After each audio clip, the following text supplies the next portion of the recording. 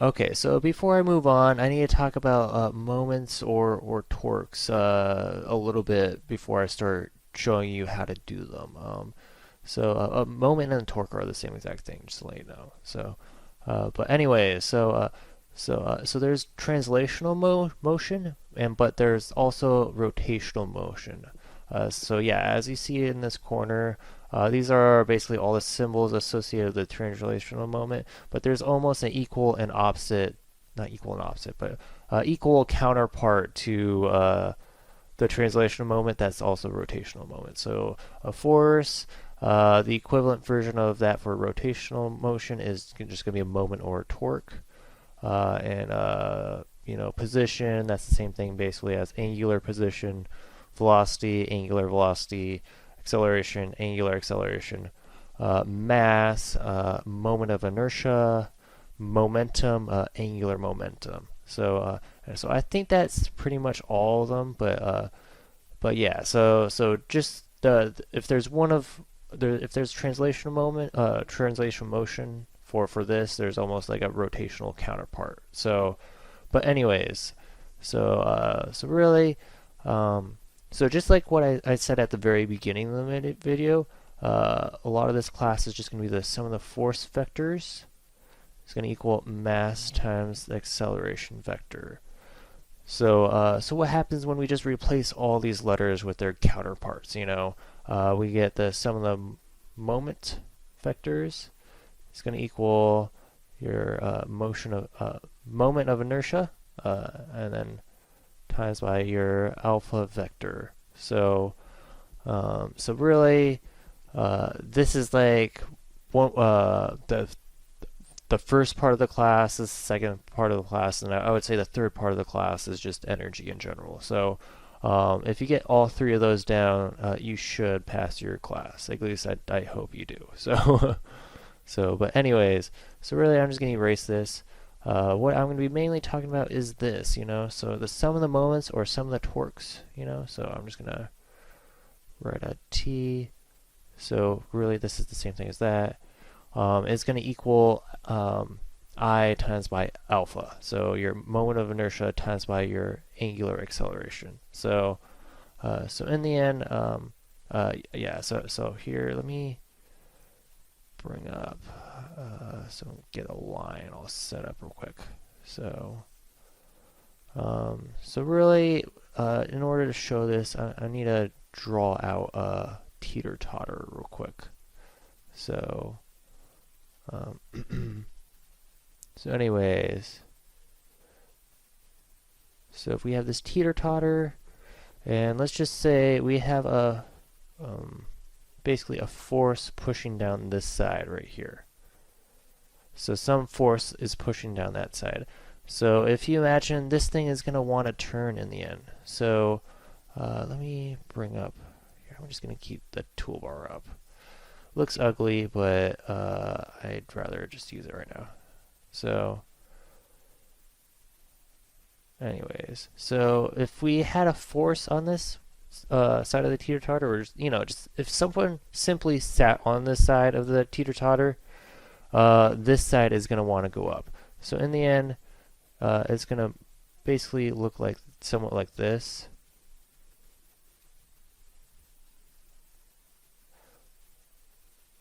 And so really you get an angle change like this, and the same thing for like this. And so as you can see, this is basically going in this, it's going in this direction. So if I drew a circle now for this, so if we put this at the center, shrink it a little bit, we'll have it this size. So unstretch it out. I'm going to shrink it still. So it's just a bit much. So anyway, so if we draw this circle, so really, this force is going to want to push it basically in this direction. So, and so this direction is really just counterclockwise. And if you noticed with the unit circle, basically you're measuring your angle in this direction. So really this is going to be the positive convention for this in the end. So if you use the right hand rule for this, just curl your hand in this direction, and your thumb should point outward. So really that's just going to be a dot in the end. And then this is going to be the moment produced by this force vector. So really, if your force is causing a counterclockwise moment or counterclockwise torque, in the end, it's gonna basically be a positive moment. In other words, or positive torque. So it's just this is the positive convention of it. So. And that makes sense because it's following the unit circle, like I said. So really, you'd be accelerating. Your alpha would be in this direction. You'd be accelerating in this direction. So, and that's pretty much how you want it set up. So so if you do the right hand rule with this and basically curl your fingers in this direction, your thumb is going to point outward. So like I said, it's going to be the positive. That's the positive convention in the end. So so that's basically for just 2D examples. So if you have, so this is X and this is Y, Z would point towards us, just from the previous video with cross products. This is the Z direction. So this is the positive Z direction. So mainly with 2D, so with 2D examples, so I'll write that down. So 2D positive, that's basically where this is the positive convention. So your thumb will point outward. So it points outward, or I'll just say out. If I can write. Tried salvaging that one, but that didn't work out. So, and then the negative convention is your thumb will point inward. So, and I'll go over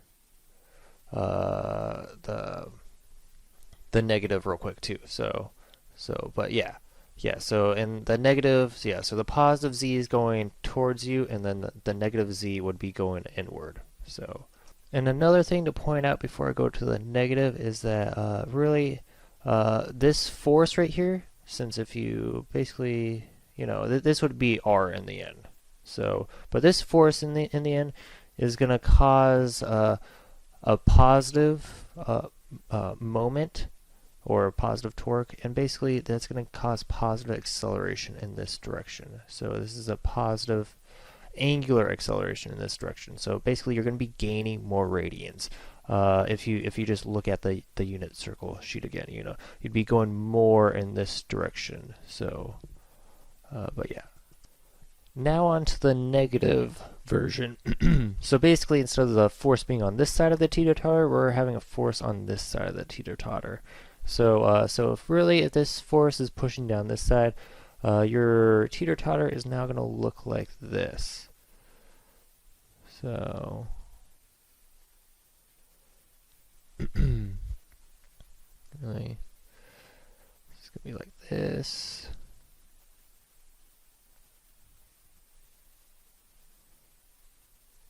And so as you can see, this is going to be like a negative theta, like if you look at the unit circle sheet again, this is a negative theta right here, Positive theta will be in this direction, this is negative theta.